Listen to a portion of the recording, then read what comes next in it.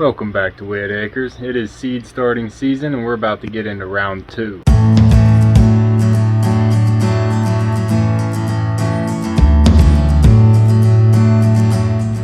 So I have the trays that I'm going to be sowing into filled with soil, and I have my seed packs laid out on top of the blocks that they're going to be sown into. As you can see, we're going to be starting some herbs. This week we're going to be starting herbs. Now some herbs are perennials, so you don't really have to start them every year, but I'm going to be starting mine again this year because I didn't get my herb garden really established last year. I did them in large containers, and I might be doing something a little bit different this year.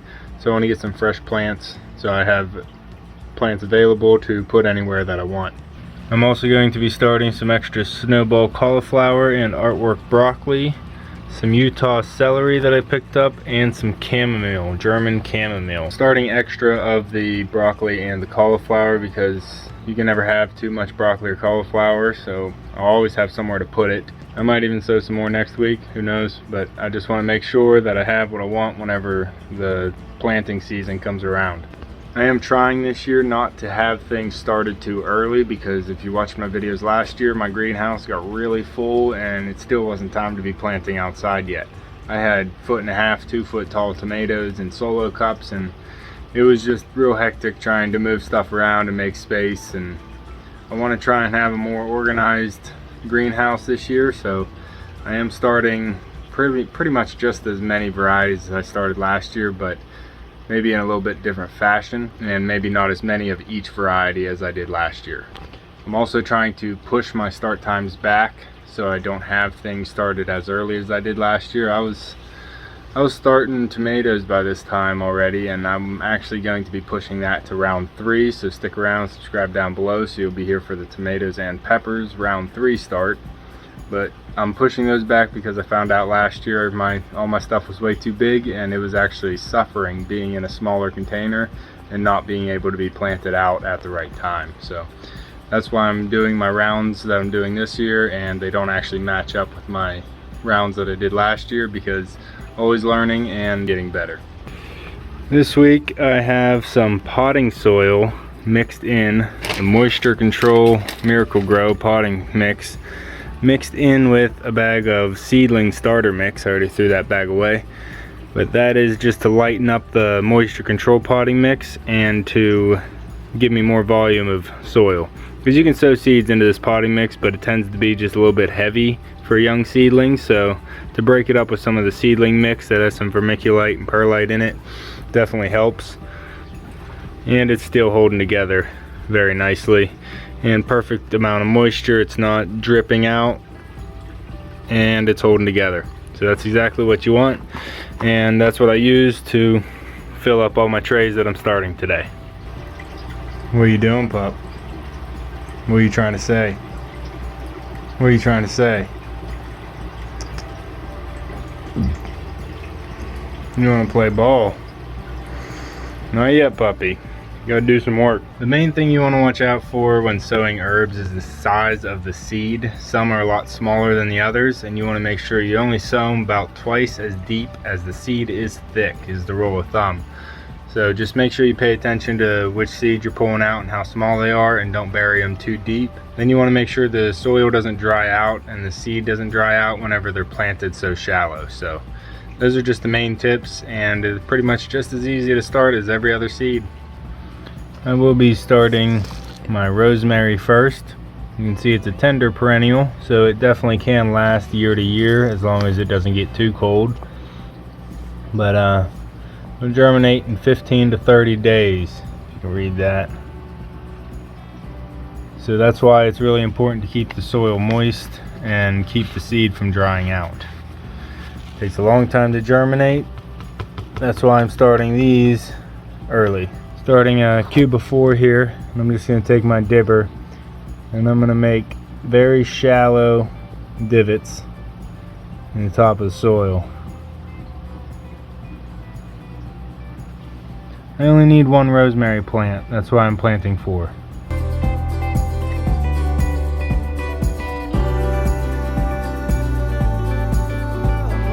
And then lightly backfill, covering up the seed and pressing it down into the soil nice and firm.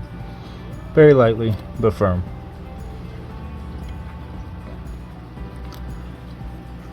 Okay, so all that's left to do is spray it with some water, get that top nice and moist, and then mark it.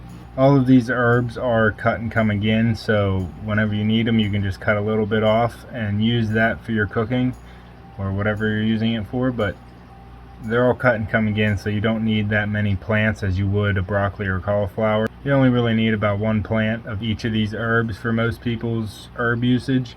So I'm planting 4 to 6 seeds per 4 cells in the hopes of getting one very strong plant.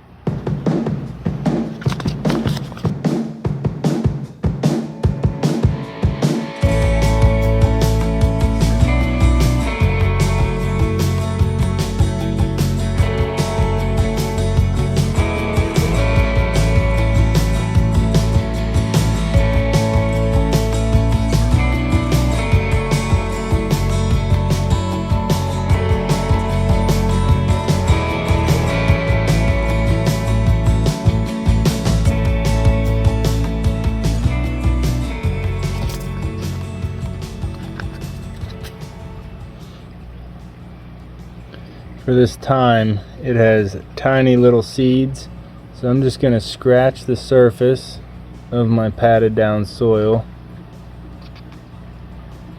and I'm going to sprinkle a few in.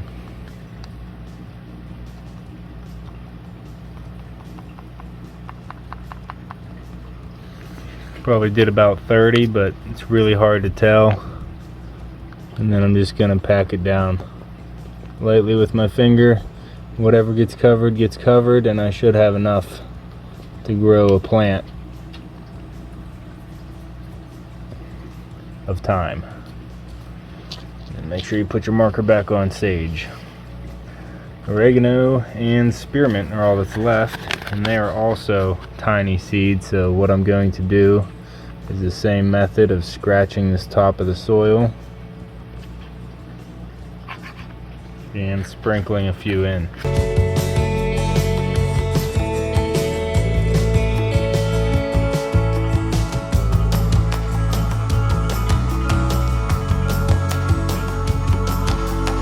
So the cool thing about mint is whenever you sow it and you grow an actual plant in a cell, you'll be able to rip that cell in half and plant 2 mint plants, even though you only sown 1 seed.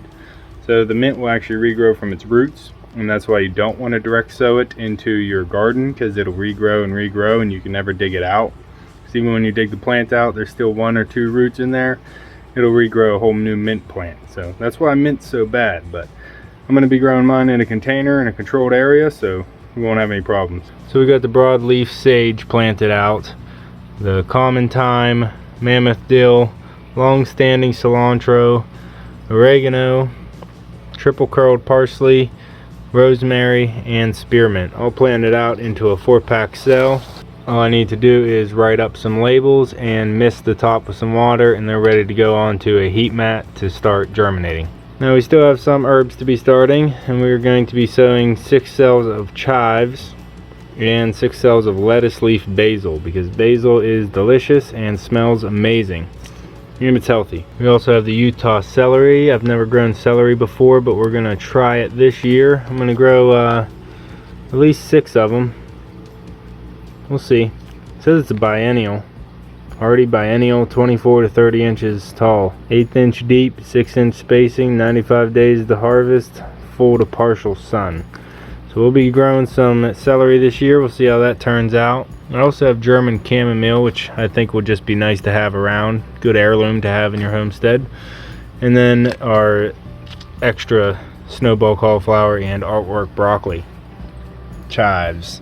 Chives are a great herb to add to pretty much anything you're cooking to make it taste a little oniony. So we definitely want to have some chives in the garden. And if we take a look at these, you'll notice these are fairly small seeds. So what I am going to do is just take a pinch. I'm going to flatten it out. I'm just going to scratch the surface with my finger, which will bring me probably about a big chunk of wood. but just scratching the surface will bring me down to about 1/8 of an inch, and that's all these really need. Sprinkle 1 or 2 in each of the divots, and that'll be all it takes. Up next is the lettuce leaf basil, which makes a very large leaf, and you can actually use this as a wrap for anything else you want to put inside your wrap, but you can use the leaf as a healthy alternative to a bread wrap. You get some seeds in here. And basil's real simple, just like chives. Doesn't need to be very deep, so I'm just going to make a little bit of a divot in the center of each of my squares and sprinkle them in. I remember when I first started doing seeds, I would look up each and every single seed and figure out how exactly I was supposed to sow it, but honestly, you really don't need to be that careful. But Mother Nature knows what she's doing, and you don't have to be that careful, so just go ahead and cover up the seed about as deep as it is thick. Give it some soil to hold the seed down so it can push a root down into the bottom, like underneath the seed. It can push a root down into the soil. It needs a little bit of soil on top of the seed to hold that down so it can push the force down to create that root. If you have too much soil on top of the seed, it'll actually weigh the seed down, and when it comes out of the seed shell, it won't have enough energy to break through the soil and get the light that it needs, and it'll just die. Now when I'm planting something new, like both of these are new celery, I've never grown before, and it doesn't have a easy tear for the package. It's not cool.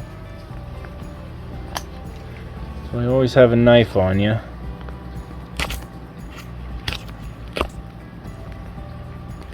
See what we have here.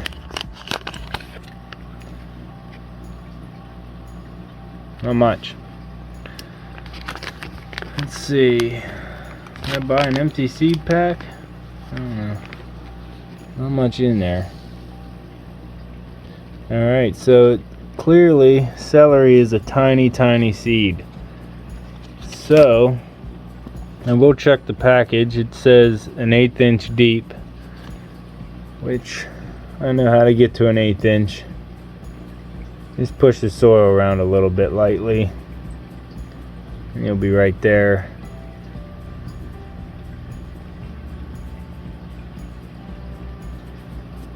And then I'm going to try to pick up 2 or 3 seeds and sprinkle them in each cell.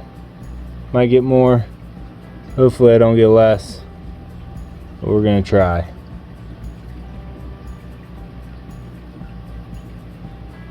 Need a few more to finish.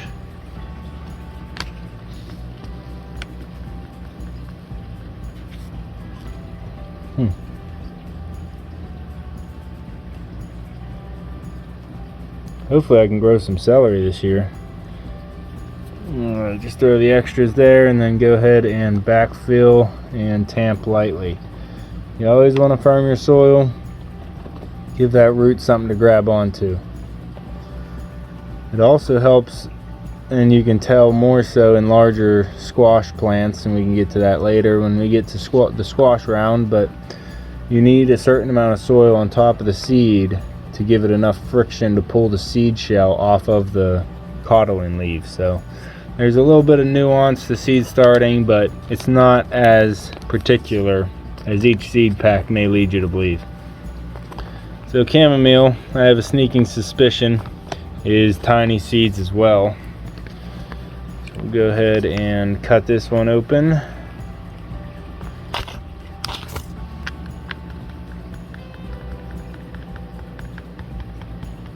Wow. You can barely see these things. Looks like dandruff or something.